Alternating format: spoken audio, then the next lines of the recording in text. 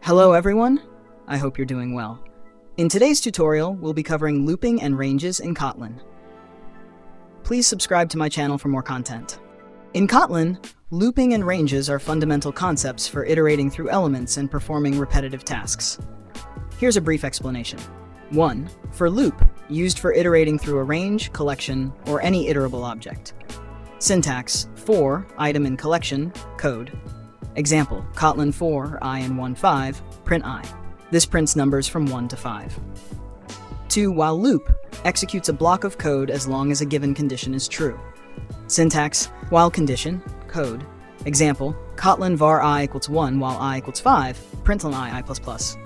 This also prints numbers from 1 to 5. 3. Ranges, represented using the operator. Inclusive range, 1-5 includes 1, 2, 3, 4, and 5. Exclusive range, 1 until 5 includes 1, 2, 3, and 4. Ranges are often used in loops or with collections for iteration. Example, Kotlin for I in 1 until 5, println I. This prints numbers from 1 to 4. Step-in ranges, you can specify a step for the range. Example, Kotlin for I in 1.10 step 2, println I.